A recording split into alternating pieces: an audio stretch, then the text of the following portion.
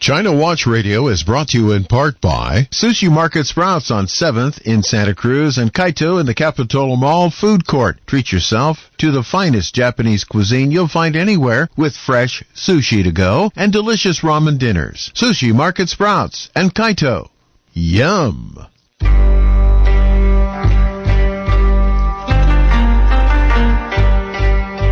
It's Thursday. Good afternoon. I'm Bill Graff. This is China Watch Radio. I'm joined today by my regular guests, Nan Su, a senior reporter from the Epoch Times, and Amy Howe, who is a survivor of the re-education camps in the Cultural Revolution in China under Chairman Mao. Both those folks are with us. We are also joined by Michael Olson today. And I'm your irregular guest. Well, you said that, not me, but it's probably true, actually. In any case, welcome to our program today. First of all, let me just say that we missed Amy last week. She was on assignment. That's a translation. She was on vacation for a while. Amy, it's good to have you back. Thank you. Oh, did I not push the right button? I did not push the right button. I have to push that button. Hello, Amy. Are you there? Yes. I only installed this equipment and I forgot to turn you on. It's nice to have you back. Thank you. So we have a program today where we're going to talk about a bunch of interesting things. Well, China is where it's at now because of our help. And the chairman of China has now said, or has intimated, or has, I think he's actually come out and said it, actually, that China wants to head back toward what it was like with Chairman Mao in control. Am I wrong about that? Well, that's always the plan. I mean, in 1981 was the time they invented this theory that China was in the elementary stage of socialism, and during the elementary stage of the socialism, it's allow capitalism to play a little role as a supplemental to the central plan economy. So that's 40 years ago. So anytime they can go back to and say, hey, we're done with the elementary stage and we're moving forward. So all of these private business owners, you're screwed. So today is a rather interesting anniversary. Tell me about that. Well, that's actually today's September the 30th. Actually, in China, that's October 1st already. That's that is the National Day of China, and it's the day that Chinese Communist Party celebrate its anniversary of taking its power in 1949. October 1st of 1949, that was Chairman Mao make an announcement that establishment of PRC. That's called the People's Republic of China, with nothing really care about people. So when did we stop talking about the People's Republic of China and we started talking about the CCP? When did that name change happen? That is a very interesting question, Bill Graff. That is a what was very the question precise. again? Well, we used to refer when I went to school. In the 8th grade, we started learning about other countries. In California, that's when they do that. And so when I was in the 8th grade, we started learning about the PRC. Mm-hmm. The People's Republic of China. But now nobody calls it that anymore. Now we all refer to it as the CCP. Yeah, it's Chinese Communist Party, CCP. Yes, because that is a country all about CCP. Yeah.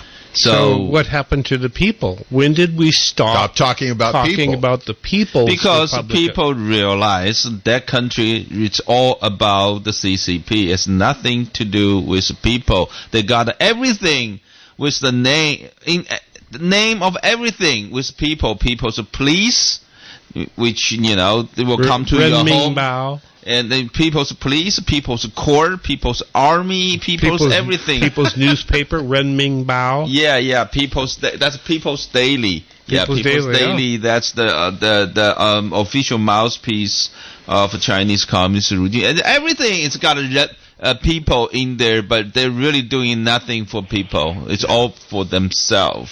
Well, listen, it's not for themselves; it's for the party. Yeah, and those who run really the party. truth right there. Yeah. All right, so we normally, get into a little discussion, but we sort of went off the rails there for a minute because we normally start our program with Amy by going Howe, off the rails. By going off the rails, but with always a story that sort of ties in with the whole idea of this program in the first place. Amy Howe is with us, and she always tells us a story about her days when she was in re-education camps, and the rest of her life around the world since then.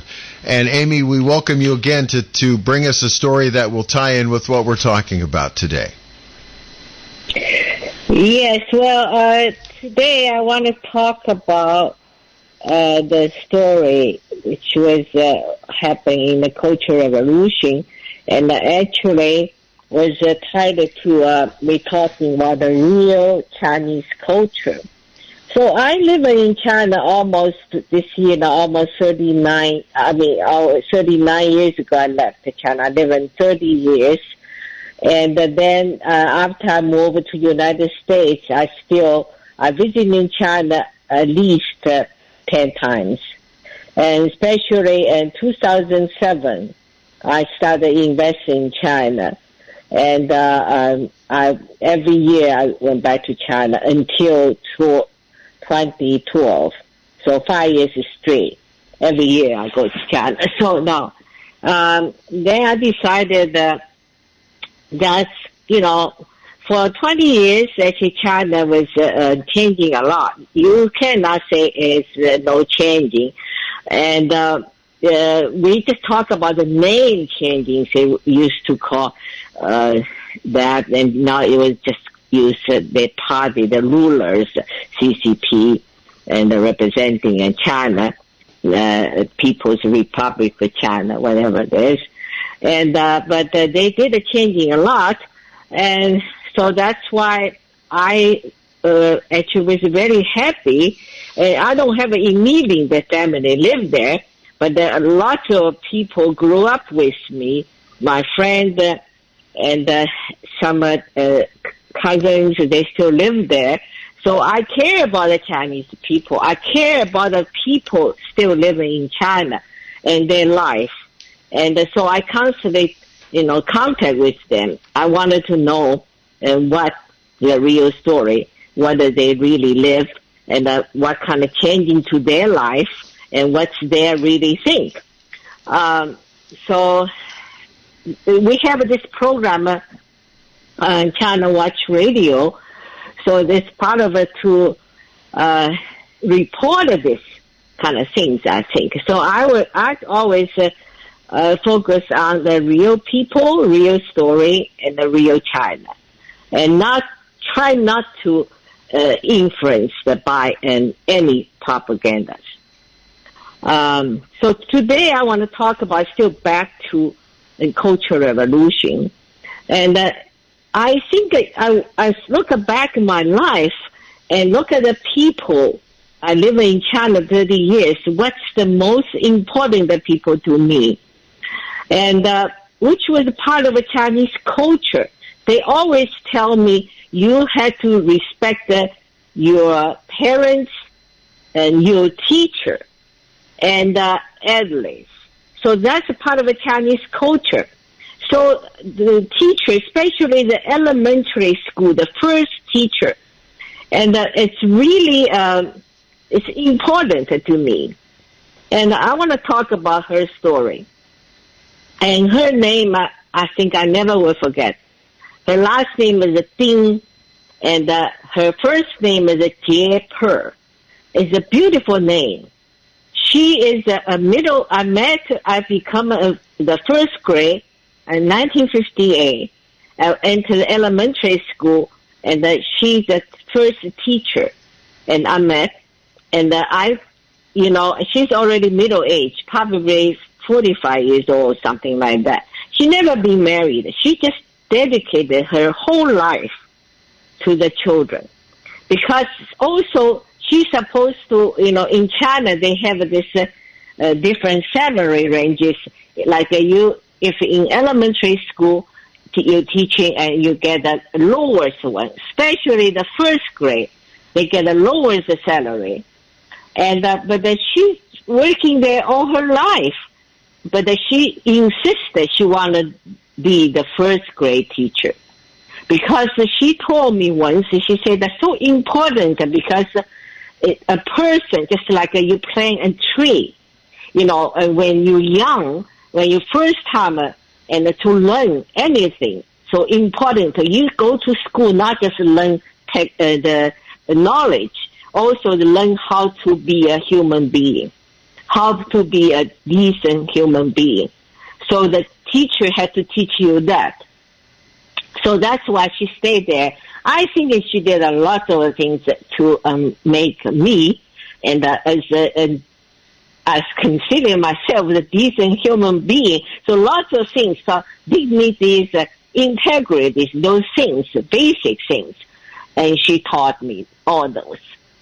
And then that was 1958. So up to 1965 and 64 and 65, and I entered the high school and said goodbye to her. And then the Cultural Revolution happened. One day, and I walk in the street, because that elementary school is very close to where I live. Actually, it's like a Buddhism temple. Inside the temple is a little school. And I went back several times to looking for that, but it's all gone. The temple is still there, but the school is gone. And so I walk in the street, and then I met another teacher. I think that she's my 5th grade teacher. She's much younger. So I asked her about the teacher things. I said, what's happened to her? Because I really love this woman, and I really care about it. She's my first teacher. And so this teacher Wang told me, he said that you didn't know about her thing? I said, no, nobody tell me. He said that it's a very tragic story. I said, what happened to her? She's this kind woman. She didn't do any bad things to anybody. And what happened to her? He said, what happened? The Cultural Revolution happened, so all the high school have this red guy. And then the elementary school later, they have it called Little Red Guy. Those kids is about 8, 9 years old. And then they put a red band and arm, they call them the Little Red Guy. And so they started copy those red guys' violence and to torture the teachers. So Dean is older and a woman, and she never been married. She lived in the apartment.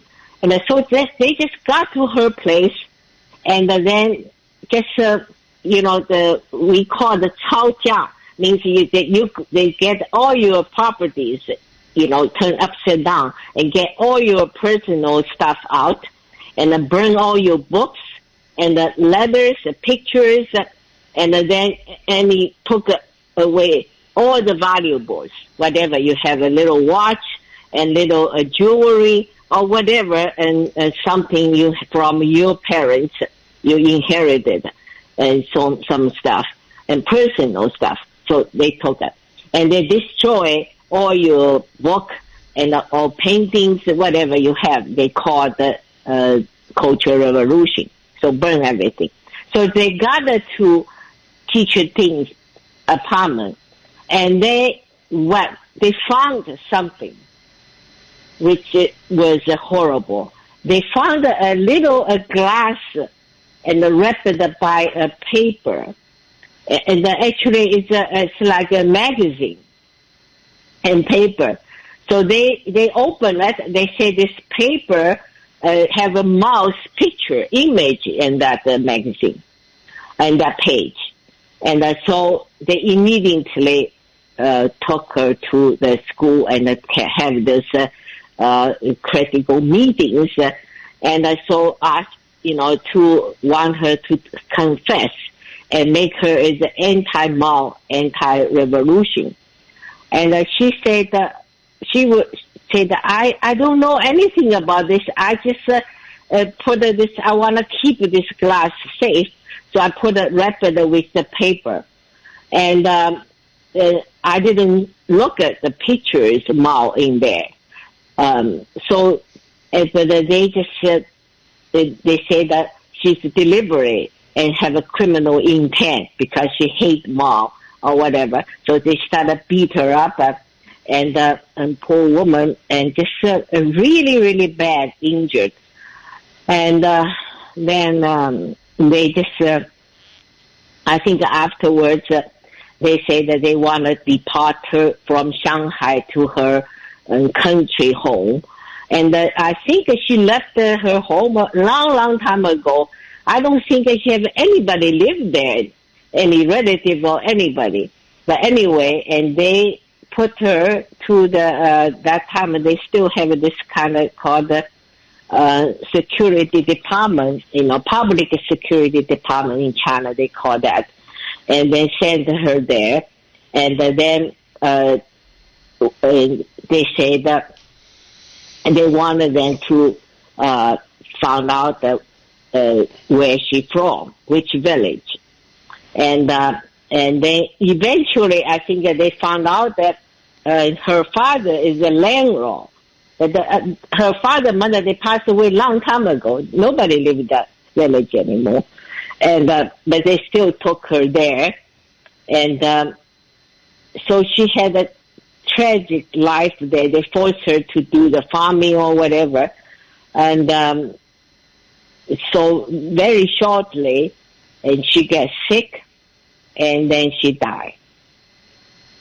So it's very, very sad story. That's my first teacher and elementary school teacher. And so that's how they're talking about right now in China. Those ruling class, probably large percentage is oligarch, and they all the red guys. They were my age and younger than me, and used their parents' power and to get all the money and become a very filthy wealthy in China. So that's the so-called ruling class and the CCP leadership and all those peoples. So that's what they did to the country, to the people, to their own teachers, So that's what I wanted to mention that today. Wow, we're gonna find out probably later on as we talk about the celebration day today in China, and then we're going to talk with someone who was part of the Tiananmen Square. I guess Tiananmen Square massacre. Yeah, Feng Shuozhou. He's one of our return guests. He was with us back in June when we talk about the anniversary of Tiananmen Square massacre. We will have him back in just a moment. He is on the line with us. But I wanted to just mention that as I do always when Amy ends her story, just pay attention to what she said, remember what she said, and as we go into our discussion today, we are going to have, I guarantee you, it will come back around and you'll understand why Amy gave us that story today. Yes, Amy, really quickly, was the term daxia for turning things upside down? 抄家. 抄家. Yeah. Okay, 抄家. Okay, got it. But basically, it means search your home, search your house. Well, turn it upside down, right? No, it's basically searching your home. This is a police officer searching your home. Okay. That means it's take everything away. Michael Olson, always the student, is writing it down to update his Chinese training. So he wanted to make sure he got that right, Amy. So, would you like to bring our guest on now, Nan? Is that yes? Our guest today is one of the students' leaders in 1989 Tiananmen Square student pro-democracy movement, and he was after the Tiananmen Square massacre on June 4th, 1989. He was one of the most wanted by the Chinese Communist regime, and he is currently the president of Humanitarian China. Mr. Zhou, welcome to the program. Thank you. Always my pleasure.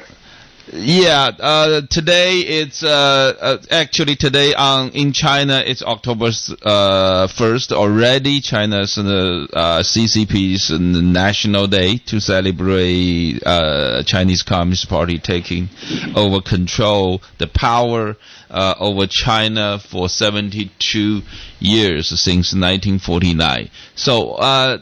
Can you just briefly comment on this ongoing celebration by CCP? How do you feel about that? Yeah, it's a day of mourning, of shame for me. Yeah, I always think about my friends who are in prison. The political prisoners that we care for, we support, like Xu Zhiyong, Ding Jiaxi, Zhang Zhan, and recently arrested Huang Xueqin. These are the true hopes for democratic China, and these are the people who are suffering. Whenever there's so-called a festival, my heart always goes with that. And to me, I always remember this festival, October 1st of 1989, when I was in Qingcheng prison. That so-called national day or something. To me, it felt like it's a day that I really came to understand what this country, this government meant to me. It's a brutal, violent, occupying force in China.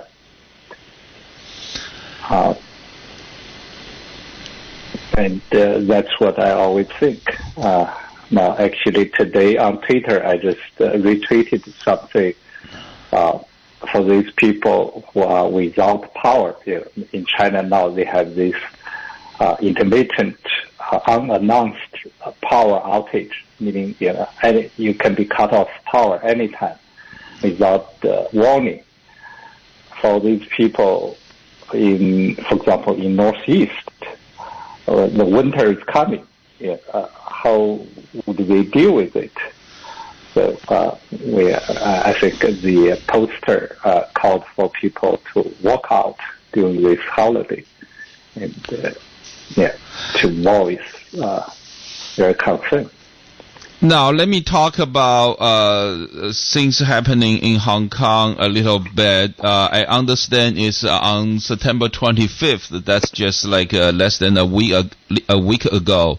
The last pro-democracy organization in Hong Kong was ordered to disband their operation. It's called Hong Kong Alliance in Support of a Patriotic Democratic Movement of China. I understand that was the last pro-democracy organization that was still operating in Hong Kong. It was actually made a public announcement they disband their operation. Is that true? Yes. Very recently, this is a pivotal point for Hong Kong, because the Hong Kong Alliance has been the most important organization for democratic movements in Hong Kong since 1989. it's the last light is turned off in Hong Kong. It's very sad.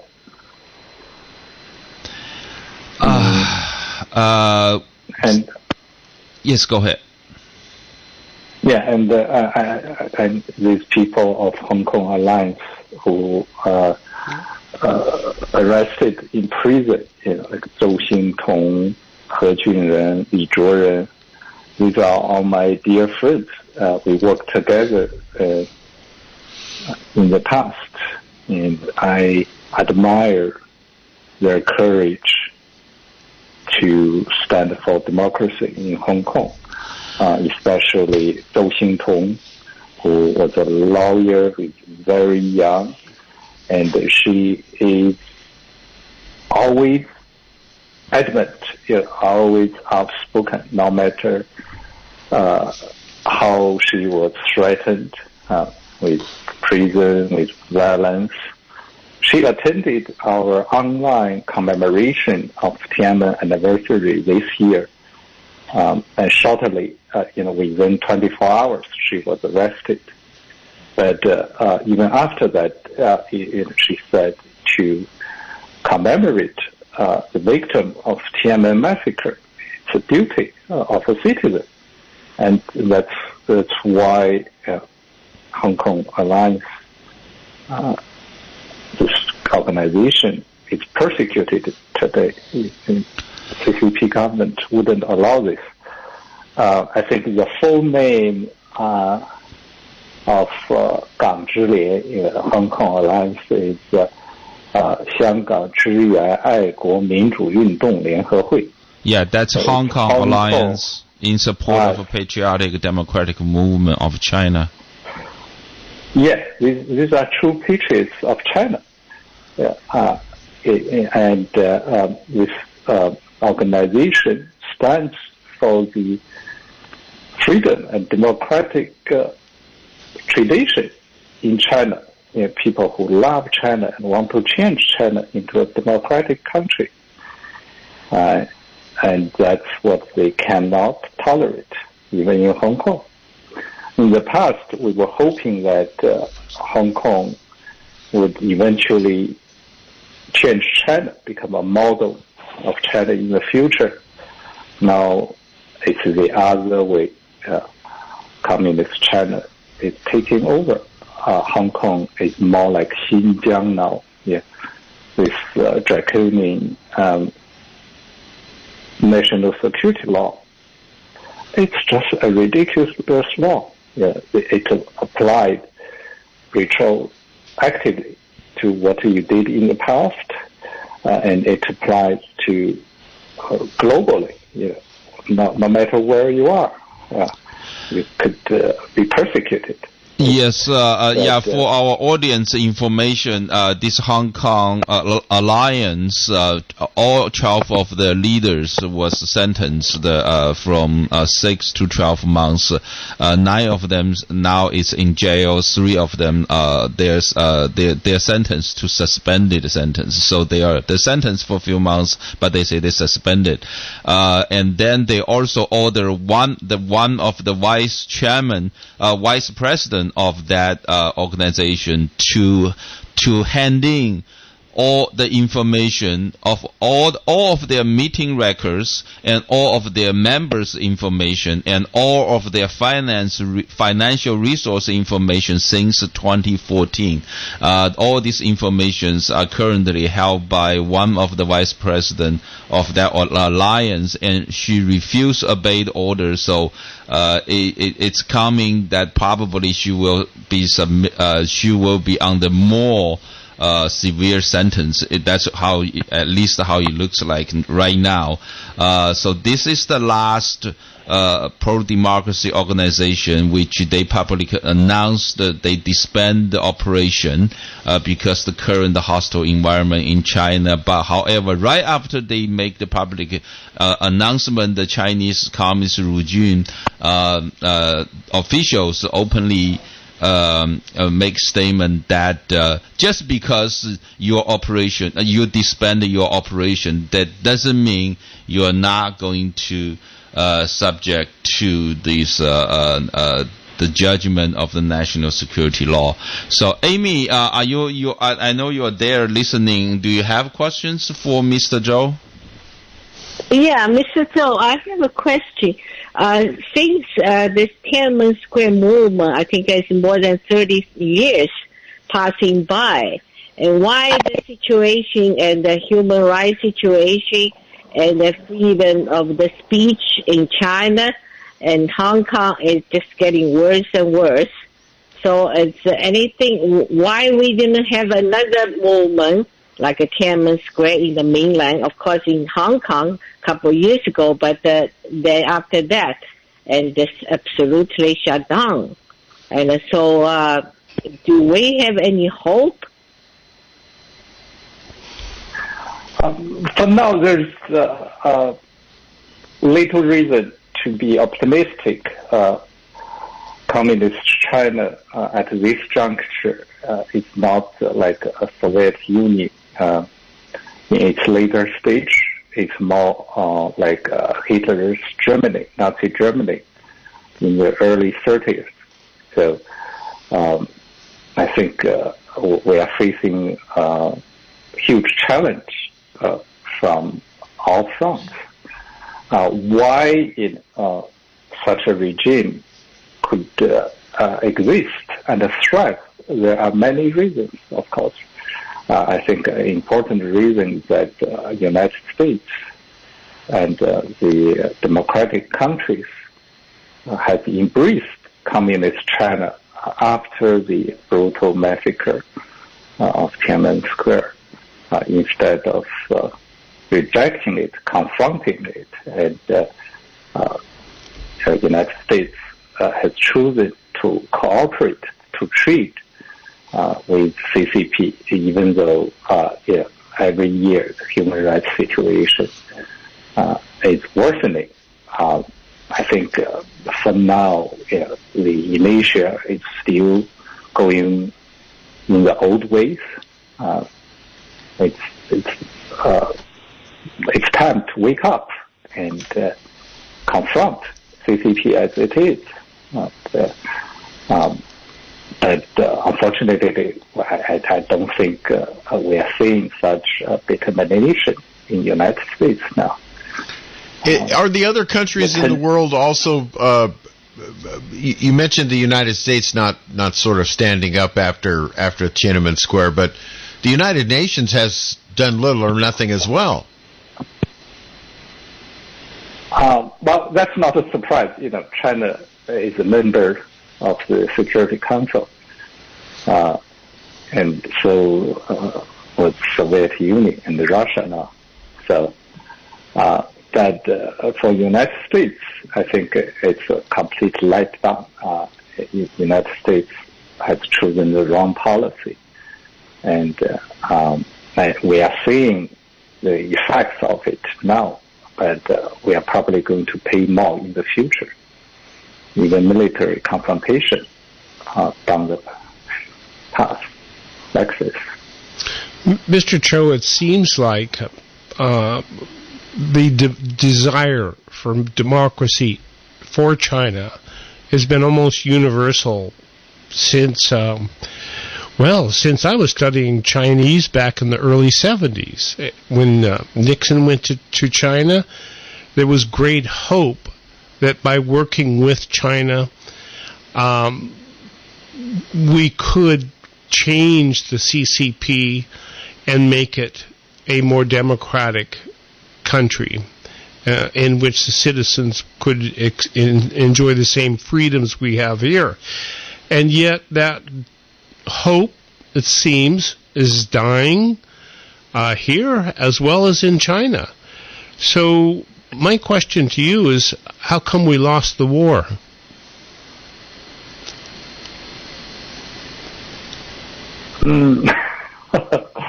I don't really have an answer. I mean, as I said, I think United States choose the wrong policy in both parties. George Bush, Bill Clinton, and everyone was in it. Yeah, I want to answer that question. Just look at the Soviet Union. What happened to Soviet Union? Why Soviet Union there was a Gorbachev? Why China never had a Gorbachev? Now think about what's the U.S. policy? What's the United States Soviet Union policy? They really push the communist regime in Soviet Union really go bankrupt. Then it comes Gorbachev. While at the same time we will keep sending all the technologies and sending all our industries, not just job industries, tons of monies every day. Do you think by sending the money to communist regime eventually will create a Gorbachev from China? Think about it. That was the thought. The thought was that if we work with them, if we send them our business, if we send them our money, if we smile and send them roses and greeting cards, they will like us and they will become like us. Yes, that's like to me. That's just like you go to a drug cartel and then you tell them, hey. You instead of give them a law and order, you give them a big bag of cash. You say, hey, take the cash. You have all the money in the world. Buy whatever you want to buy and stop doing drug business. Would that work? I mean, that's how our China policy has been ever since Henry Kissinger visited Beijing.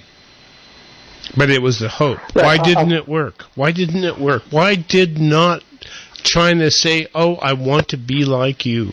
Well, Why did they just take our money? There was a tremendous disconnect that we believe. We are seeing China change. We're seeing China have, using the Western technology, building freeways, bullet trains, skyscraper, or whatever, everything, right? But most of the people, if you live in China, you will know the brainwash, the indoctrination, that's 365 days a year. And they brainwash people ever since the kindergarten and preschool. And therefore, as the result, people, and the center of the indoctrination it's the Chinese Communist regime's leadership. That led China to all this economic success. So therefore, there's no need to change.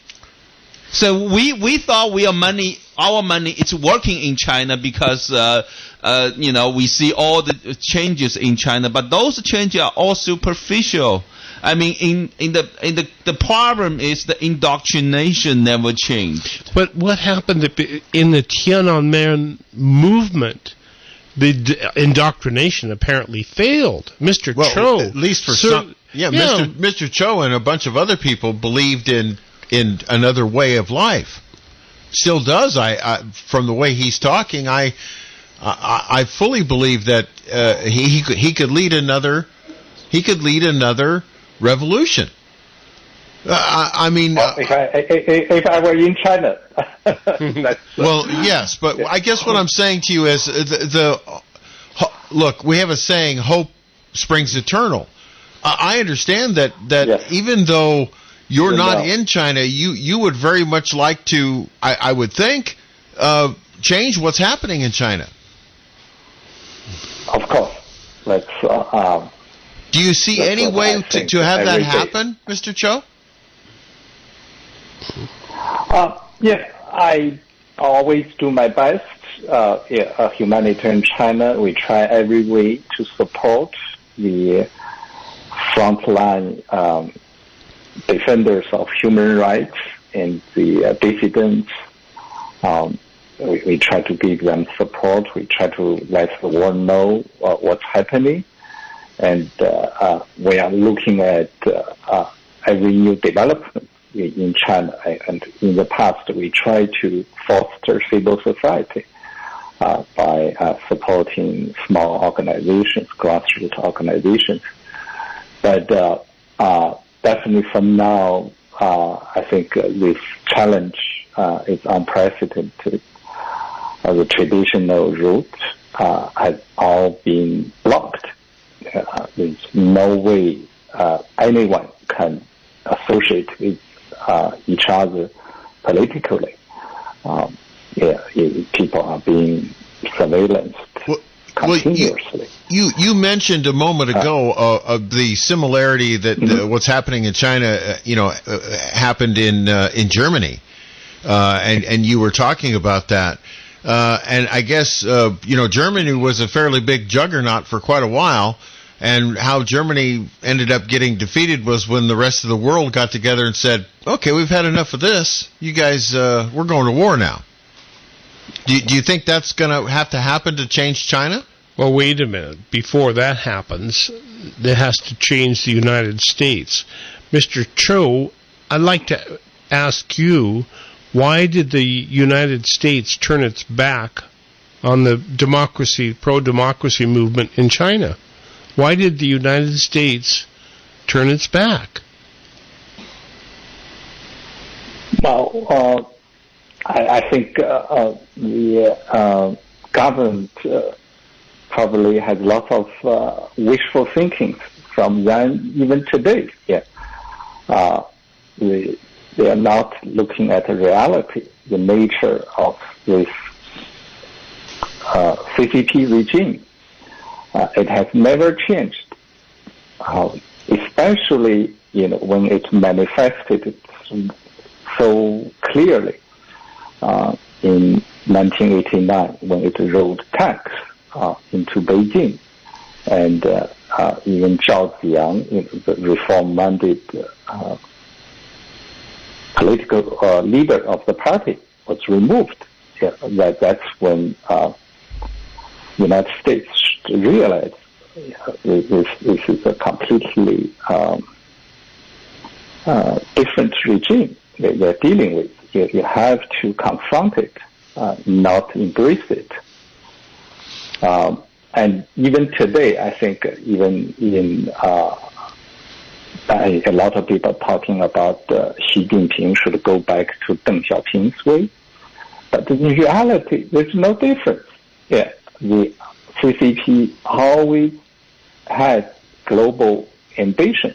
They want to rule the world. They want to be engineers of every soul in this earth. And Mao has it, Deng has it, Xi Jinping has it. Do you think Deng Xiaoping was the cleverest of them all by opening up China and accepting all of our money? I think that Jiang Zemin is the cleverest.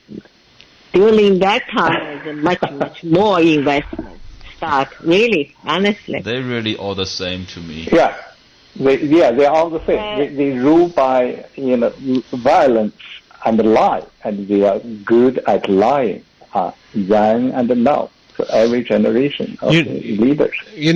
Recently, the Pope Francis, was speaking about how he made a deal with the CCP in 2018, and in which the CCP was going to allow the Pope to name the Catholic bishops in China.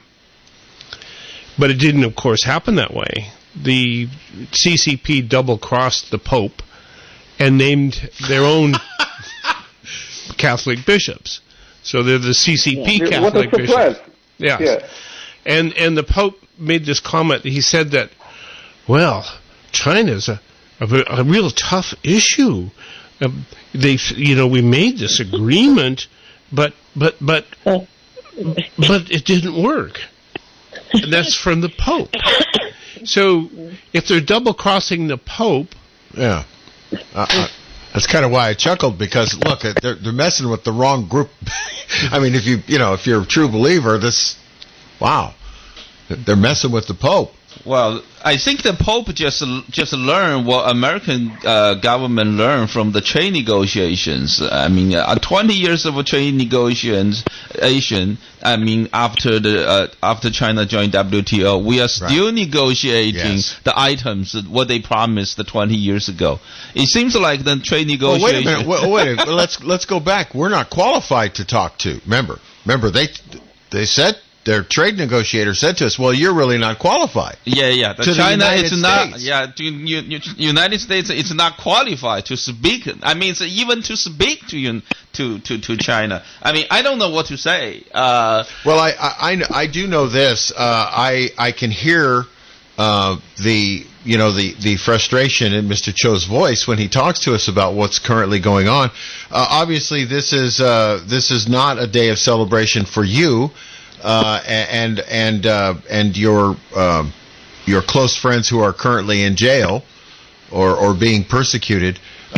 Is there anything we can do to help you and your colleagues?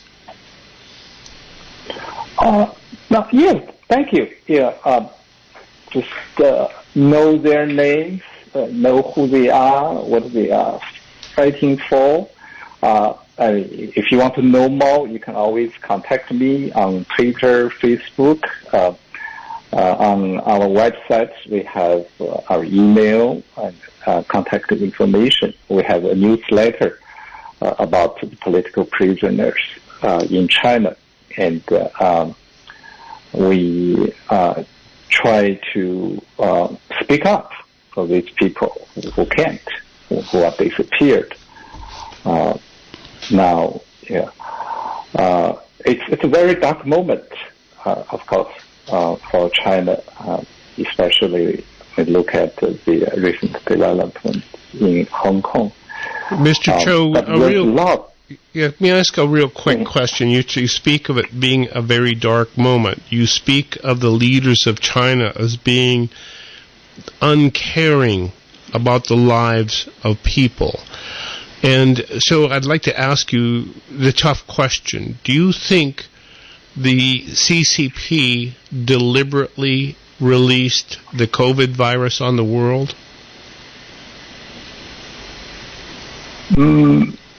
I think that's hard to disapprove. That's, I think... Do you think they're capable of it? Do you think they're capable of doing that? I think so. Yeah, of course, that is with the help of Western scientists and technologists in the name of exchange, research cooperation. They can have this top-notch, the Wuhan Virology Institute.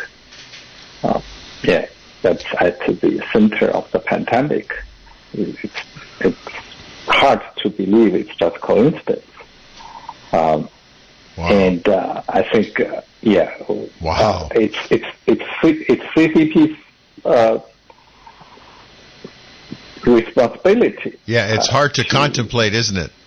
That is entirely possible this happened the way a lot of the world thinks it did. Mr. Cho, we're completely out of time. I want to thank you for being with us on China Watch Radio today, and we will invite you back. I know it's a hard day for you to deal with this sort of thing, particularly when China is calling it a celebration and you view it completely the other way, that it's not a celebration, it's a dark day.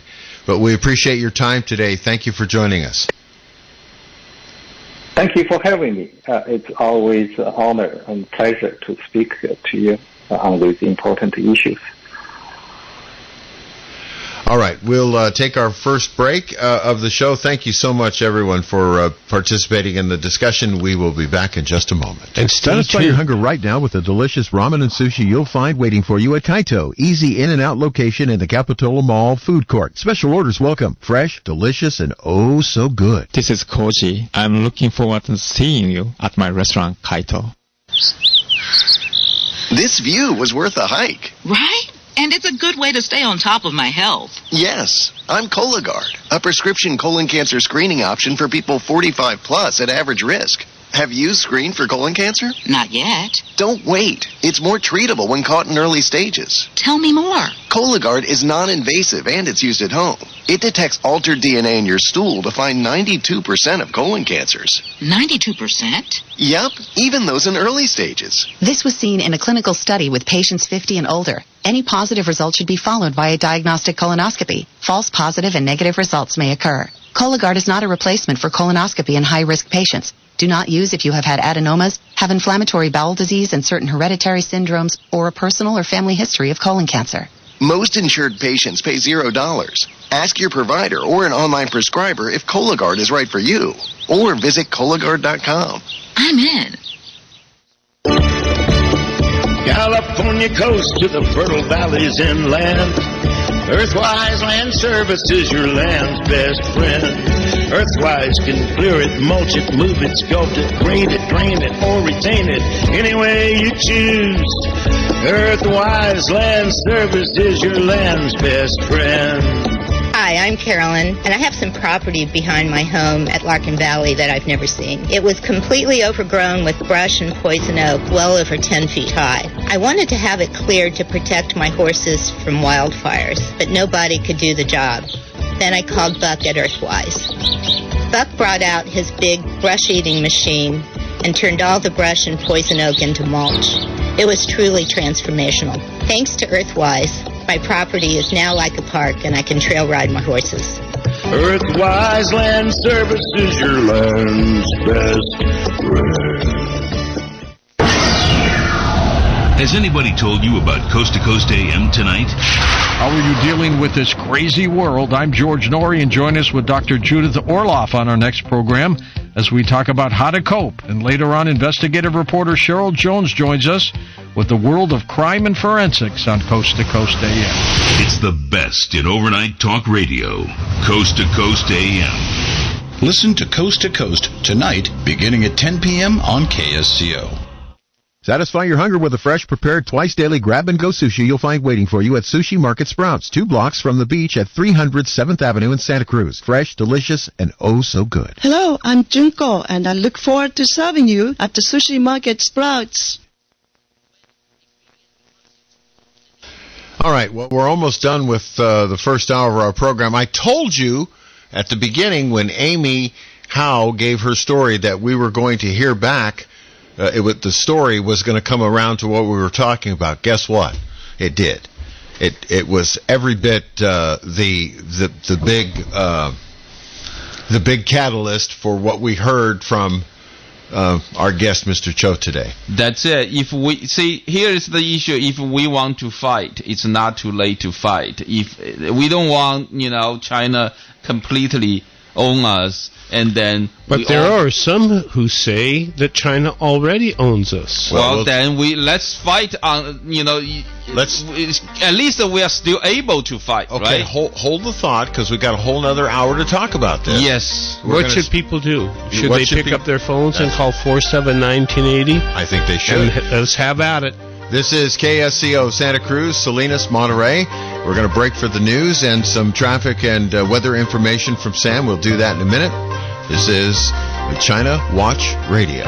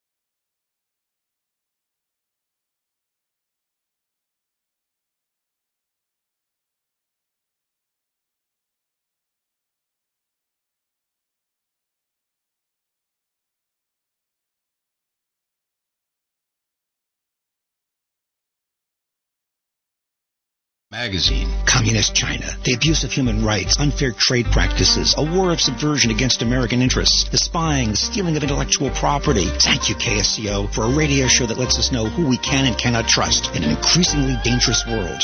So don't miss China Uber Alice with your hosts Amy Howe, Nansu, and Bill Graff, Thursdays 2 to 4 on KSCO. This is Dean.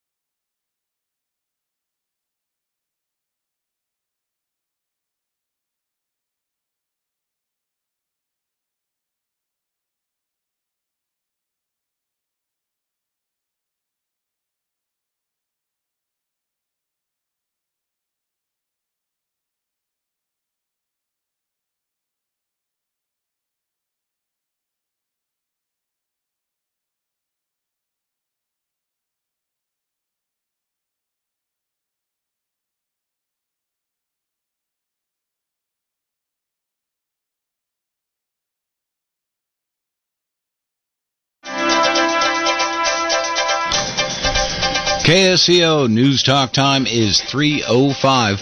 I'm Sam Quinton with your King of the Hill traffic and weather, starting with Highway 17. That is all clear. Highway 9 is clear. Highway 1 coming off the Fishhook southbound, you're going to find a 17-minute delay right now. And more doings on Highway 1.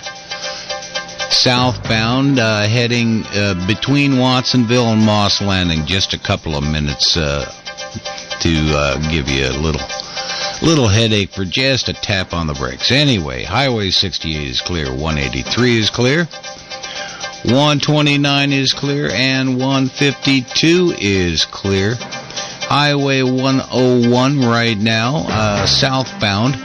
Right around Coyote, you got a couple of minutes delay, and that is probably gonna grow on you. Central Coast forecast for this afternoon, sunny with a high near 76. Wow, are we beating that. West winds about 11 miles per hour. Tonight, mostly clear with a low around 56. North winds 5 to 10 miles per hour. And Friday, sunny and a high near 76 again. Light west wind 6 to 11 miles per hour. Right now, outside the KSCO studios, get ready for it. It is 84 degrees. KSCO News Talk time now, 3:06. Time to return for the second hour of China Watch Radio. China Watch Radio is brought to you in part by Sushi Market Sprouts on 7th in Santa Cruz and Kaito in the Capitola Mall Food Court. Treat yourself to the finest Japanese cuisine you'll find anywhere with fresh sushi to go and delicious ramen dinners. Sushi Market Sprouts and Kaito. Yum!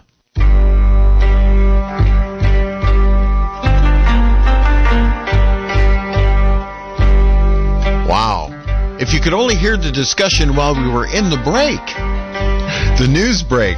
Welcome back to China Watch Radio on AM 1080 KSCO. I'm Bill Graff. I'm the guy at the controls, but I have many folks who join me every week, including Amy Howe and Nan Su, and of course Michael Olson's a regular on the program, and we want you to be part of it as well. We have a telephone number that we'd like you to utilize this hour. That would be 479-1080, 479-1080. If you're out of the immediate area listening on the internet and you want to call in, or if you're listening at one of the outer counties away from us, the area code here is 831. Then the telephone number is 479-1080. Well, I don't know what to say. Amy, quite a discussion in our first hour. Do you have any thoughts? We sort of cut to the break before I could include you in the last question to Mr. Cho, but any thoughts at your end? Yeah, I actually talking about a Tiananmen Square event, right, some 30 years ago, 30 more years ago. And that time, I'm watching TV, and that time was CNN reporter every day, every night, we're just watching what's happening. And I think at that time we really have a chance to changing. But the end, just opposite. And I think I discussed with lots of people in the United States because they not really know the reality of the China and the people. I mean, they said, I said, I think it's a little premature because the democracy, it's not a gift you can give it to somebody. Not just you made a statue of liberty and put there, that's it. It's not. You have to have a foundation. You have to have people understand what is a democracy. And at that moment, to me, is premature is because the leadership and those kids, the intention is great. That's what people want, freedom, right? But how much do they know about it? The whole thing is totally disorganized. And they don't have much... So it's their own fault, so they fail? They failed. And they don't... hold on. Let me ask you. It's the students' fault because that's students' fault that caused their own failure?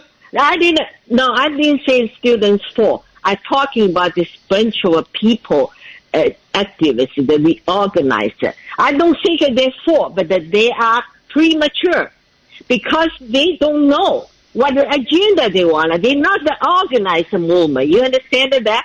Even I'm watching lots of those kind of things. Well, isn't that all the democratic movement is about to start with?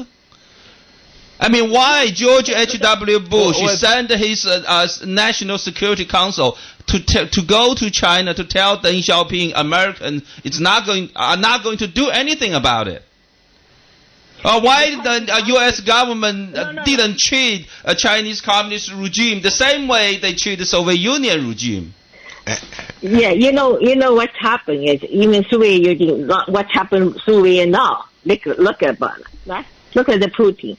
Right? So the dissolve of the Soviet Union was really a bad thing? It's not even worse to do it? No, I didn't say they're bad. I didn't say anything that I just talking about. We talk back, and that's what I thought. I talked to a lot of people, and they say that... You can't blame the people for it. That's not their fault. It's a very strong regime there. I mean, Chinese people know what they want. Look at Taiwan. Taiwan, isn't that from China? They practiced democracy way back before 1940s, before the communist regime even took over China. Then you can't say anything you want. Otherwise, I don't want to say anything. That's not the way to discussion. You stop my talking, so I don't talk. That's fine. No, the thing... we practice the democracy now in this radio. Really. Yeah, the reason I talk in KSCO, because I think KSCO is the voice for everybody. It is. Platform for everybody. You make a very good point, and I think the only reason Nan is saying this is because it hit a nerve, and here's what I think's going on. I think you're both right, and here's why. When you were talking about they were disorganized, they were disorganized. It was obvious when you watched them on TV they were disorganized. But here's the thing. Nan's right, too. It wasn't their fault. Every protest, every political dissent, every movement starts with disorganization. But wait a minute. The Great Cultural Revolution did not start with disorganization. It was very much organized. Well, by the regime, right? By the regime. There you go. So, so actually, everybody's right. Here you have a pro-democracy revolt that's starting spontaneously. Yes. Right? Yes. And people have this incredible hunger for freedom. Worldwide, not just in China. Yes. And so they stood out and they went to Tiananmen Square and they said, we want something. We're not sure what the hell it is, but we want it. Right. Yeah, it's a humanity, humanity for freedom. So look, Nan, you got very upset about this, but look, I think she's right. I think they were very disorganized, and I don't think. But that's not their fault. No, but she didn't say it was their fault. She just said they were disorganized. I think you misunderstood her, and I think you're both right. I'm really serious, because I've seen. Look, I've been part of minor little revolts in my life. There was that time when we tried to take over the school when I was in high school. Okay, so it was a horrible movement. It didn't work out too well. Let's go back to the question of the day, which is, why are we losing? See, you and I are going to have the same discussion that Nan and Amy just had, because you say we lost, and I say I am saying we are losing. Yeah, and I'm saying that is not that was not what the companies who invested in China. But those people are just making a buck. It's just business. But in their minds, they haven't lost it all. Mm-hmm. They made a pile of money. But I'm talking about those of us who want freedom. Okay, well, for the people. Okay. You're talking about two different things. Well, think about this. Let me give. I think you guys. Let me give you a perfect example for what's going on. Yes, America, just think about the humanitarian China, the president as our guest. He tried to raise money very hard to try to raise the money to help the families and the victims, that's the political prisoners in China. How much money he can raise every year? Very little. But think about the U.S. corporations. They go to China. How much money they brought to China? Yes. Well, think about the American politicians. And think about politicians. Think about this global warming thing. They're going to doing the collaboration with China. How much they are going to go to give to Chinese government? Think about it. How are you going to have these people? They try everything. Give all them have, raise little money to compete with the U.S. government that's gave Chinese government billions. How are you going to have them to compete with that? But you make a very valid point. But what you have, I think what we all have to do is figure out a plan.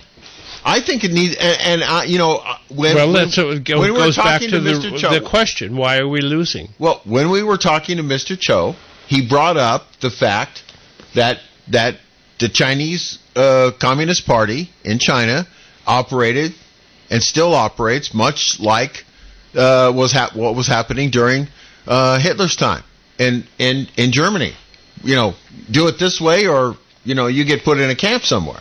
Do it this way or you disappear. Do it this way, right? Yep. Okay. That's the way it is. Okay, so that did not stop until the rest of the world went, wait a minute, we need to do something about this entity that's taking over all of Europe and now is spreading around the world. But like Don says, we have the U.S. government going to China and to cooperating on this and that. And how and yet we... and yet the Chinese government at the same time is telling us we're not qualified to talk to them. Well, and why do we keep putting up with it? Does anybody have any idea? I think I said this a few minutes ago. I think I said the reason they're not the reason the United States government's putting up with it is because all these corporations are making a pile of money in China.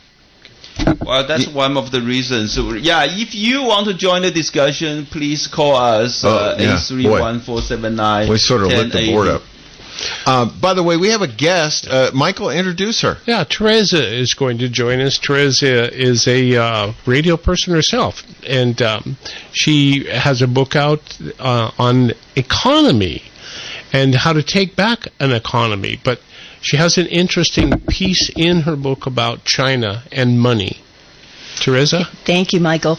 So my book is How to Dismantle an Empire. And I want to distinguish with the conversation that we've been having between the U.S. empire, the Chinese empire, and then people and communities in both countries that want control over their own labor and want that to be not at the expense of anyone else. That would be like the people in Tiananmen Square. Absolutely, yeah. And the people in Hong Kong, the people in Taiwan, and the people in California. So when we're asking the question, why does the U.S. empire not interfere with China's attempts at empire, I think that's a question that in a way kind of answers itself. You know, that they both are just looking at who controls more. They're fighting between each other, but neither one really is looking at direct democracy of people who are actually forming their own policies and controlling their own economies. So why should the United States give a hoot about the people in Tiananmen Square? Right, exactly, yes. But if we look at this on the geopolitical level, something that I look very closely at is the petrodollar. That the value of the U.S. dollar is it's the only currency in which the entire world can buy oil. And that's what props up the dollar. Without that, every country in the world has to hold these in reserve. So if the dollar starts tanking, they're all concerned because they have those in reserve. For instance, China has a bulk of its $2.85 trillion in reserves held in U.S. treasuries. And so they're very concerned about the volatility of the dollar, and they want to get out. That the BRICS countries, which is Brazil, Russia, India, China, and South Africa, are 43% of the world's population, and they want to disengage from the petrodollar. They want to form their own currency in which they can buy oil. And the U.S., of course, is adamantly against that. And so China, for instance, has $1 million a million barrel a day habit. So they have to buy that. The U.S. in 2004 were putting sanctions on Iran, and Iran was who China was dealing with. So Iran did a $70 to $100 billion investment in their oil and gas. That was kind of a checkmate, because then if the U.S. did something to Iran, China had their back because China had these investments in it. So it protected Iran. And then they've helped Iran develop their own gas refineries. Right. So that has created a situation where China even has done some direct trade with Iran. Iran said they didn't want dollars. They only wanted other currencies. Barter. And so they actually did barter. Free trade. What a concept. Yeah. And so that is a huge threat. And I think that's a bigger threat than even the U.S. treasuries that they hold, that if we were to play hardball with China, and because I don't believe there is any ideology behind the U.S. government for democracy. I think this is an empire. And so You sound like Billy. Look, my grandfather was right. Follow the money. Follow the money. In every single instance, follow the money. That's the real reason for everything. Yeah. So, Teresa, what do you think in the future? You think that China eventually is going to own us? We are all going to become slaves of a Chinese regime then? I think we all have a choice, whether you're in the U.S. or in China, to control our own labor, control our own assets at a local level, or all be slaves to whatever empire wins. It doesn't really matter. You know, it's a difference in form, certainly. So you mean that China and the United States government, they are just different forms of empire. There's no good or bad here.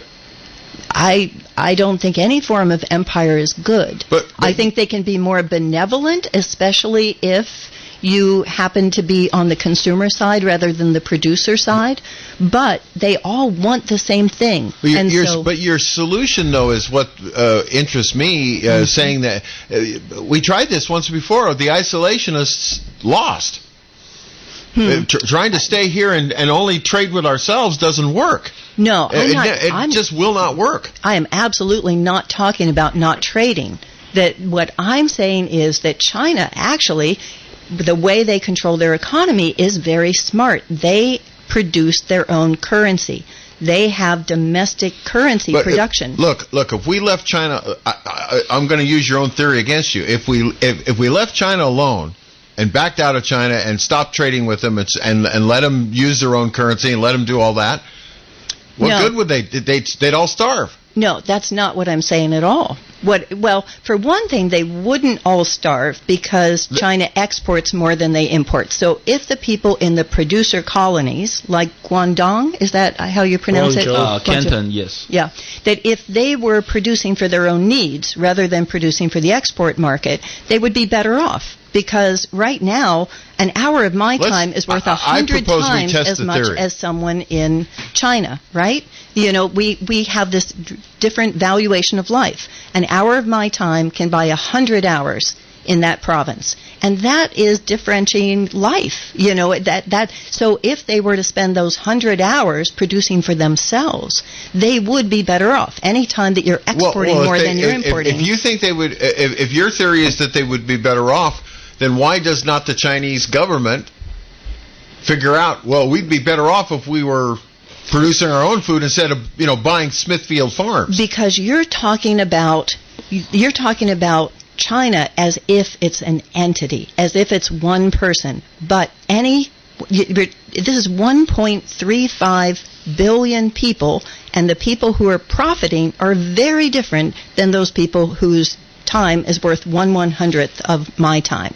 They are not profiting. It's the CCP that's profiting, and it's the people of China who are the slaves. Yes, and it's also the elite of China that they are raking it in because they're controlling all of that labor.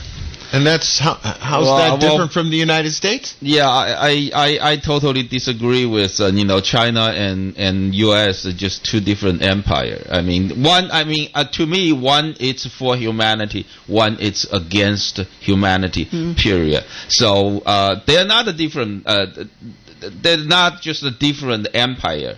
One is leading the humanity, one is entirely against the humanity. They are not the same. I'd like to hear how Amy sees the two. Amy? Yeah, I agree with Tracy. It says the guest. Teresa. What's her name? I didn't. Teresa, yeah. I think from that, it's eye-open, and for that point of view, economy point of view, I always thinking when even, we have the sanctions and to different countries, and then we have this tariffs. So it's a dollar, the currency we use, and to dominate the world.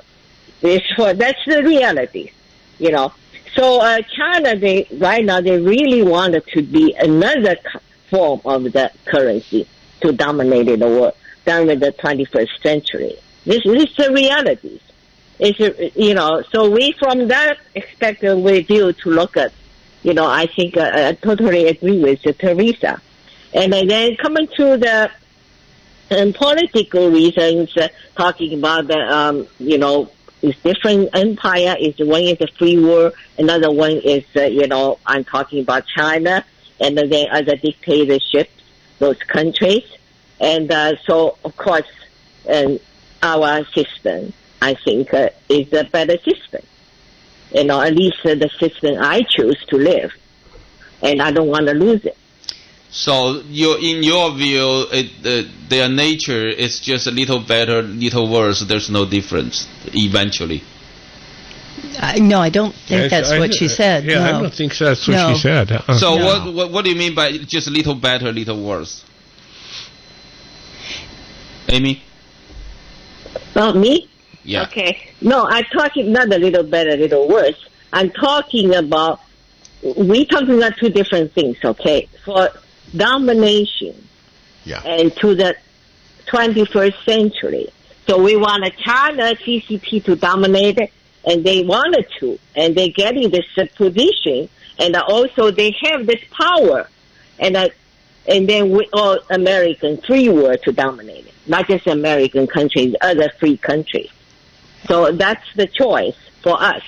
So of course I wanted to free world to country because I wanted to live in the free world. I want a democracy. I don't want to live in Chinese regime and a CCP's regime, right? But talking about this war, the Teresa bring in a very, very interesting the relationship between U.S. and China. Yeah. The war, and she pointed out the importance is the domination. How do you economically to dominate that? Is that right now is who control the currency, so who control the world.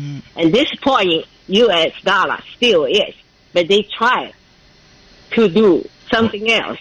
Yeah. So once again, we're both right. Yeah, if we are already start losing, we have been losing ever since Henry Kissinger visited Beijing. Why didn't we try to stop that? Well, that's the $64,000 question. Right.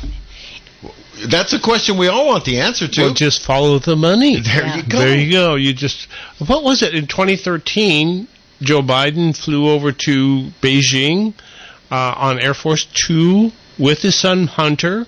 That is correct. And a few days later, they flew back with a check from the Bank of China for $1.5 billion. And so you wonder why our government is not standing up to China.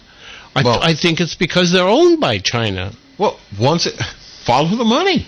Yeah. Good CPA tell you to follow the money. And if I can add a perspective in terms of comparing them as empires, I think the biggest difference is that China has internal colonies and that the U.S. has external colonies. We have 1,000 bases in other people's countries, and we are 1/5 the size of China, but with 1/5 of the world's population, we have 20%. We consume 20% of the world's goods. And so it's different being a consumer citizen in the belly of the beast than it would be if you were in one of those countries that is indebted in dollars and having your labor being subjugated. That when you compare China, you can't compare them all as if they're the same. You can't say, well, this person is wealthy and therefore their quality of life is high, so China's good. So it's the same for us. A homeless person in the U.S. still has a higher quality of living than someone who is serving our market. Now, let me ask you this. So you say if U.S. have a military base in certain countries and China have any military base in certain countries, then there's no difference. It's just the economy. No, what I'm saying is that for China, they are so big that their colonies, when you talk about China, you're not talking about all the same people. That, as Amy's mentioning, we're talking about Chinese communist regime. Well, no, I'm saying that if you're looking at the life of someone in the country, for instance, who is producing for the export market, you're talking about children, for instance, millions of them who are, making firecrackers and tying them together, Nike shoes. Nike shoes, yeah. So you can't say that the quality of life is what makes the U.S. different than China without looking at the other people who are controlled by the U.S., who are external colonies but are supplying us. You can't say we're benevolent just because we who happen to live here as consumers have a higher quality of life. So, are you sympathetic to those children making Nikes in China? Absolutely, as I am sympathetic to those in the Philippines who are getting, who are working in garment factories and being burnt to death when they lock the doors for all these other Forever 21 or so whoever let me ask you the next question. So, do you think if we lose the war to China, then does that mean all of U.S. society will be living under the same condition as those ones living in China and kids making the Nikes when they're in the very, very young age? I think there is ever only one war, and that war is always empire versus sovereignty. If we want to be on the side of sovereignty, we need to be looking at local sovereignty because that's the only way that it ever exists. How do you win that war? I think by taking back our own economies on a local level and having our own currency production and debt, owning the debt, owning our banking system. That's the only way. Well, good luck with that. We went off the gold standard, so they're printing, and when they want more money, they just print it. Let me ask Teresa. So, do you think raise the tariffs was the excellent thing to take back our local economy? So that's a good question. That's a great question, actually. Yeah, isn't that the first step? I was just going to say, for isn't us that the to first take step? back our own economy? So I think that question would be, was raising the tariffs a way to take back our national economy and our national ability to produce? And I think that probably was something that worked in that. I totally agree with you. Let's stick with it. Wow. Are we going to allow anybody to call? Well, Dick has called. He's been waiting on the line for quite a while. Let me see if I can push the button here. What's the phone number people should call? That would be area code 831-479-1080. But I think everybody listening to this program just took one look, listen to the discussion we were having. And said, "Wait a minute, let's let them sort that out first." No, we're not going to get it sorted out. Let's check. Yeah. This is a huge discussion. I don't think we'll ever, just like come to the conclusion that. Yeah. Thanks, Teresa, for coming and stirring the pot. Nan, you've often, and Amy, both of you, have often made the notation that the people of China are different than the government of China. That the people of China are not the CCP. That's right. You've always not their government. You can only do that after you make. Live in China, not for us. We not live there. For them to choose. But I ask lots of people. I look at Roseville. I visited 10 times, so I know what kind of living conditions. Average. What do they want? I know. Not for people here say, "Oh, they wanted this. We give them that." Are they really want those?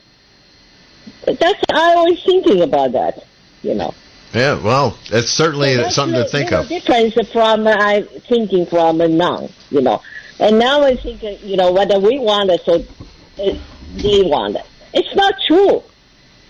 So Amy, what do they want? It's not what they want. I tell you what they want. I can tell you, but they're not right now. It's a long story because I don't just words.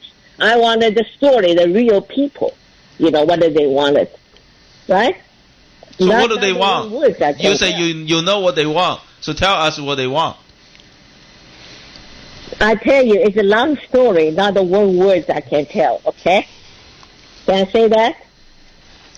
Yeah, sure. I mean, look, Amy, we take great solace in you telling the stories that we have never experienced. I have until you started telling your stories on this program, I had not heard how horrible some lives in China were following the CCP's takeover.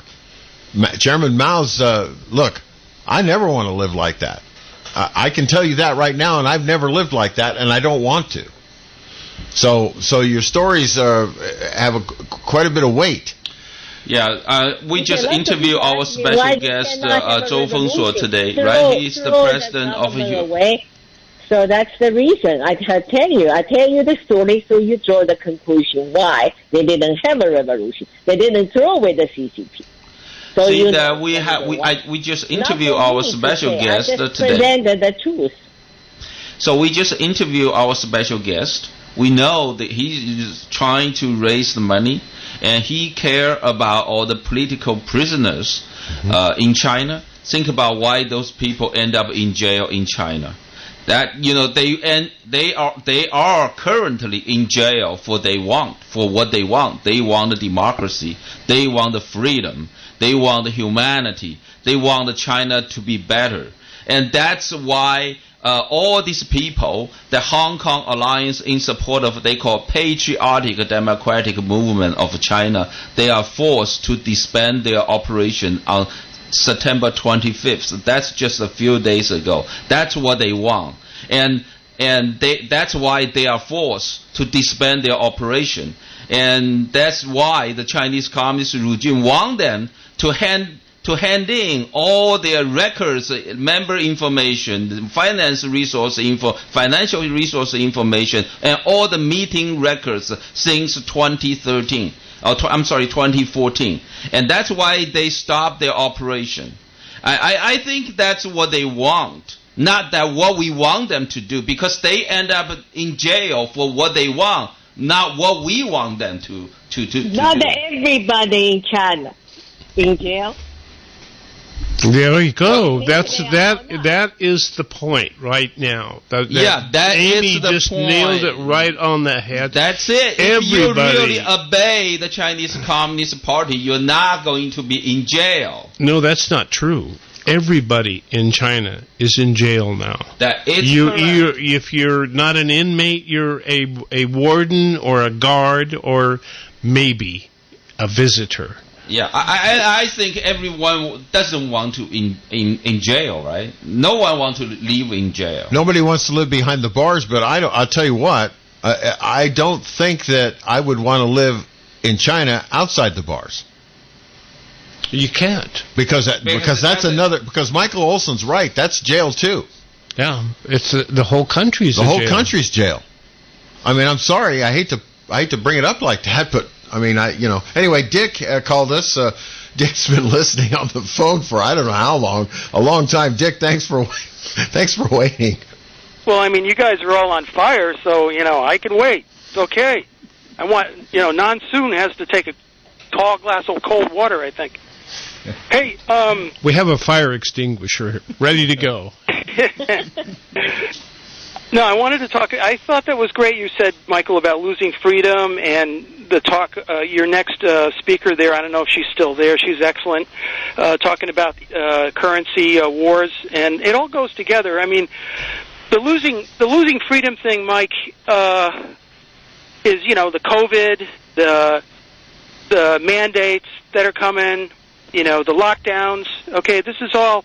And where'd all that come from? China. I mean, I'm sorry, I'm blaming China. But they're all being pushed and, really institutionalized. Because why? Because...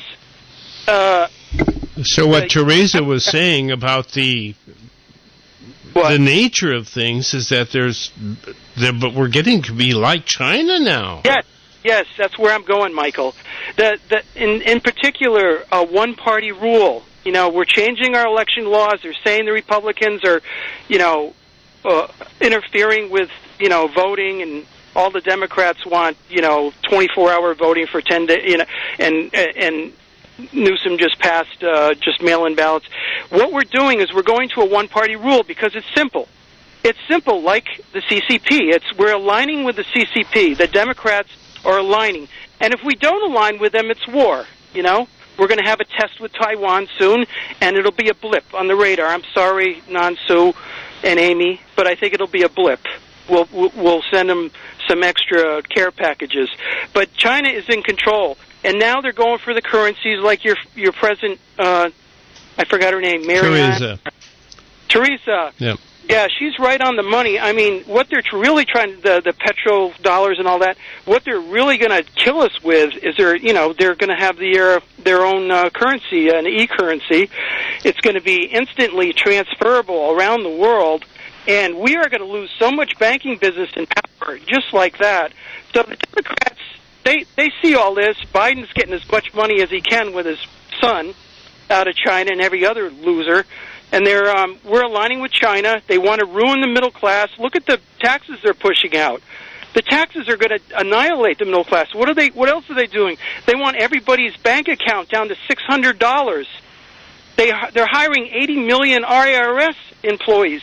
They're going to go mom and pop. They're going to get every middle class person and ring. That's a very interesting point, and this is something that Teresa brought up. The only hope is local.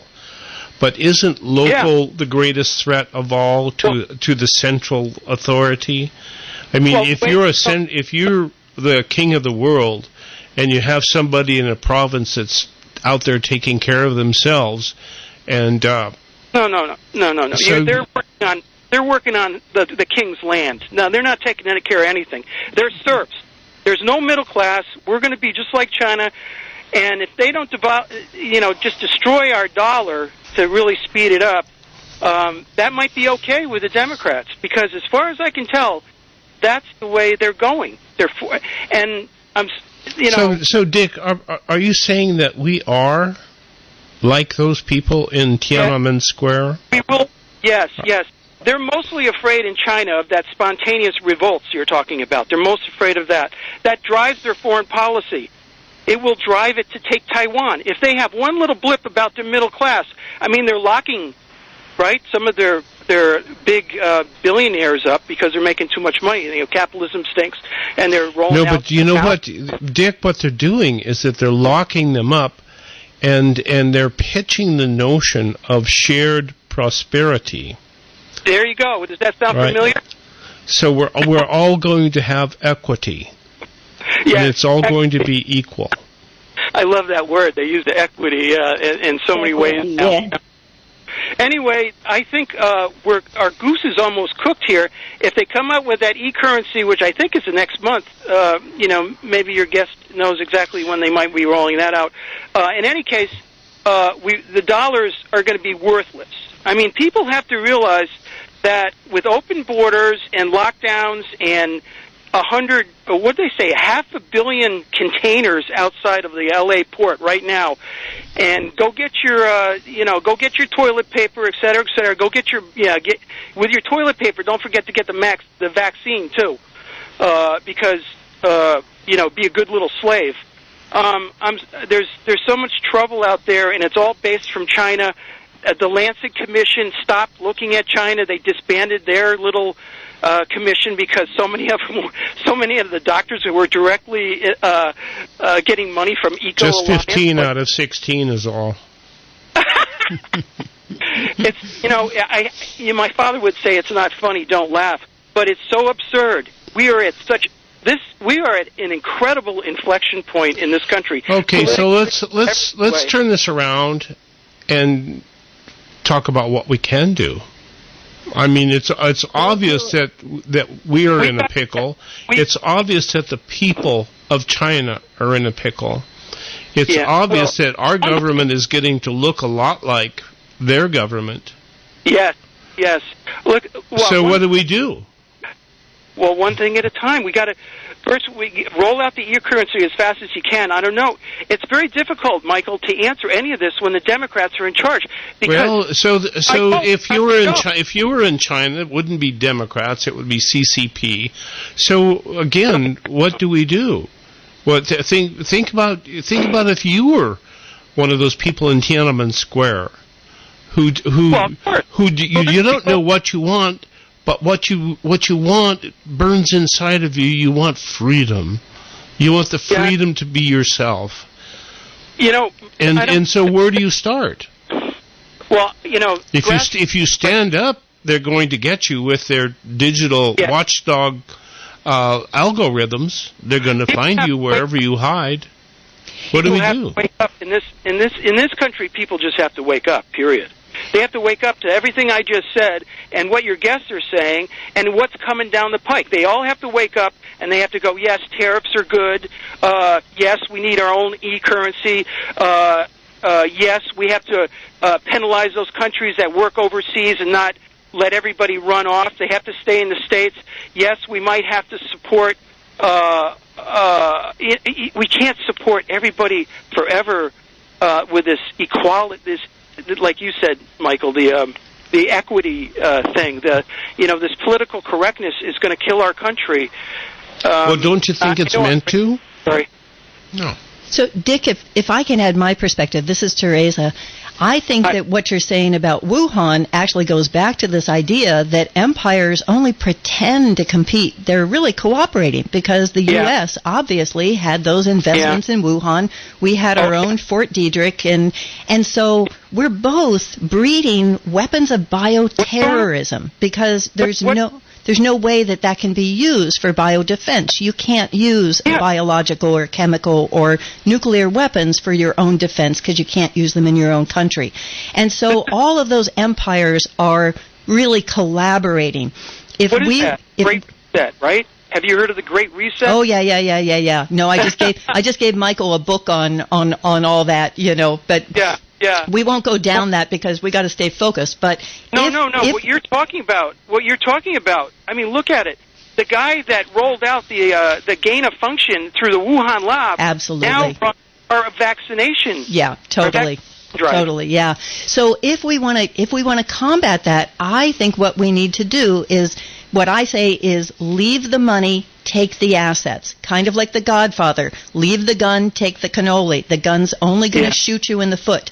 And so if we do what China, is talking about with that e-currency, and we do it locally, we each locally on a county level have our own e-currency, control our own properties, control our own banking system, then we can take the power away from China and not allow them to subjugate their own citizens with our money. But look how all the Dick, we're going to have to move on, but thank you for the wonderful call for getting us going here. 831-479-1080. Billy, who do we have up next? John in Freedom. Interesting name. He's currently in Freedom. Yeah, John is in Freedom. We can indeed. Oh, good. Are you on a speakerphone? John, are you on a speakerphone? It would be better if you could turn that off. Yes. There. Okay? Okay. We got it better? Yeah, that's better now. Okay. Now, I've been saying all along that for this country, and I agree with the locals taking charge of their government, what we need to do is start a repetition in practice of teaching all of the citizens of this country what a republic is. Then teach them that the Constitution is what our government swear an oath to uphold in order to serve. And last but not least, we need to let them know that the Constitution tells us how to disqualify them from holding office and remove them immediately. That's how we first start solving our problem. But the most important thing we need to do is start working together to accomplish that objective. Oh, that's a very good point. Well, no cooperation yields no result. That's true. And there are millions, I would say hundreds of millions of people in this country who, if they understood clearly what the Republic is all about, they would realize they have the power. All they need to do is unite. And we've been treated so that we think we are different by race, we're different by wealth, we're different by education, we are different by these things, but they shouldn't interfere with what's most important of all, our freedom. Now, that's interesting because it seems like the Chinese Communist Party teaches that everybody is the same. That that they must be the same, that they can't be different. And that's really what frightened me most about the prospect of going to China. Wait a minute. Didn't Amy say in one of her original stories a while back that when the local magistrate got wind that a doctor was helping somebody, he changed swap jobs with a custodian? If I remember the story right. Amy? Yeah. Did I have that right, Amy, about the surgeon was replaced by a custodian? Yeah, that Janet. Yeah. Yeah. So everybody, maybe in China, everybody is the same. You don't. Well, that's kind of goes to my point. It's what China teaches is that everybody must be on board on the program. You must agree, and you must act as if you agree. You must be loyal to the Chinese Communist Party above all else. Otherwise, if you're a surgeon, you might get replaced by a custodian. Yeah, or whatever. You might lose your head, or you might become, subject to becoming a body parts. Well, I think. Donor. Hello. Yeah. I think that what is most important is for me to enjoy freedom. I have an obligation to ensure that same freedom to everyone else I'm in contact with. Well, that's an interesting thought. John, thanks for the call, and thanks for bringing us your perspective. We appreciate it. Thank you for taking it. Bye. You bet. He made a very interesting point. Do you remember the stories about... How come we are out of time already? Well, that's what happens. Yeah, we fight. That's a good fight. Now, let me ask Teresa. I want to know a little more about, you say, every county have its own banking system. Is that what it is? Did you say... So in my book, How to Dismantle an Empire, I go through all of the history and anthropology of how we got into these problems, including the foreign policy and the deep economics of things like the petrodollar. And then I go through rethinking how we would want money to work if it was our own to reinvent, and then look at 3 different steps for how we could take back our money system at the local level. So it's much more complicated than I can, really convey in a soundbite. But I just wanted to make sure in my book that people knew that I wasn't talking about problems that couldn't be solved. Can you answer a question for me? Because I'm interested in this too. Do you think we should go back on some kind of a standard where dollar bills are backed by some resource, like a gold or something? I think we should go back to Benjamin Franklin's plan before the U.S. was a country, because what he looked at is to say that the best thing to back the money is land, because land can't be exported. And so if we had our own banks, and those banks were the only ones authorized to create money by issuing mortgages, which is how 94% of all money in the U.S. is created, not by the government. You said that earlier, but it's actually the banking system. Has nothing to do with the government. The government has no control over the Federal Reserve. You mean there's no federal in the Fed? Wow. This is so this is the author of the name of the book is How to Dismantle an Empire. Teresa Coraggio. I'm sorry. Wow. I'm sorry. I'm not able to pronounce your last name. That's okay. I can't say Chevrolet. Chevrolet. So remember the commercials? That's the book of 378 pages, of course. Actually 379. But I bookmarked the places that talk about China in there. Okay. So of course she wouldn't be able to discuss all the contents in the book in our shorter program, but we appreciate she coming to participate in and you can also hear my food chain radio show with Teresa by going to metrofarm.com and just looking for Teresa, and it'll pop up. And you can hear my radio commercials by continuing to listen to this fine broadcast. Satisfy your hunger with the fresh, prepared, twice-daily grab-and-go sushi you'll find waiting for you at Sushi Market Sprouts, 2 blocks from the beach at 300 7th Avenue in Santa Cruz. Fresh, delicious, and oh so good. Hello, I'm Junko, and I look forward to serving you at the Sushi Market Sprouts.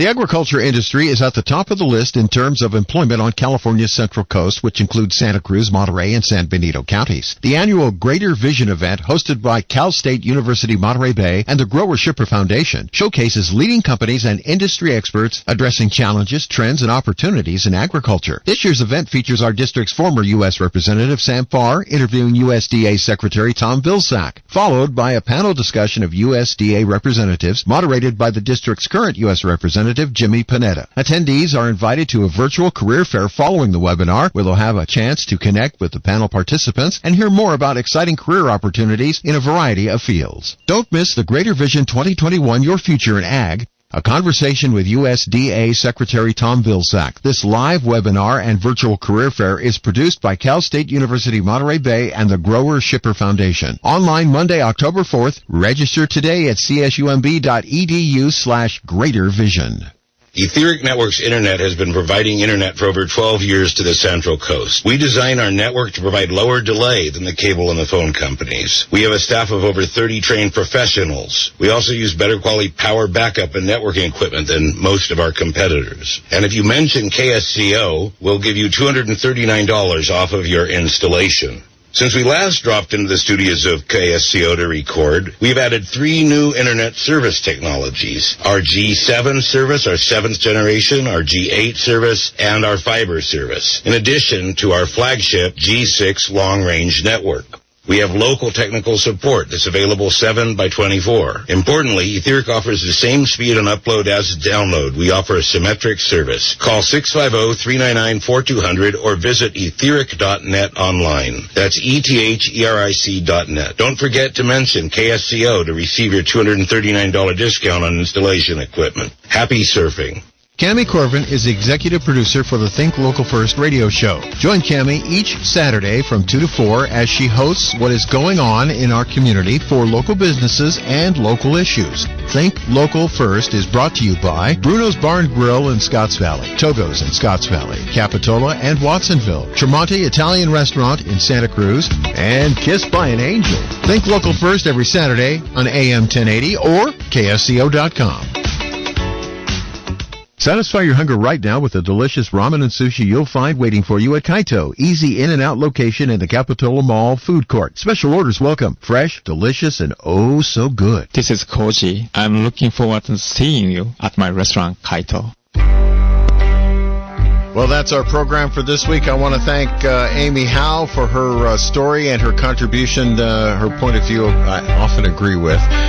Also, Nansu and Michael Olson and Terry, and I'm not even going to try to say your last name. But anyway, thank you also to all of our callers. This has been China Watch Radio. Got it right. All right. Stick around. Flight 1080's next on KSCO Santa Cruz, Salinas, Monterey.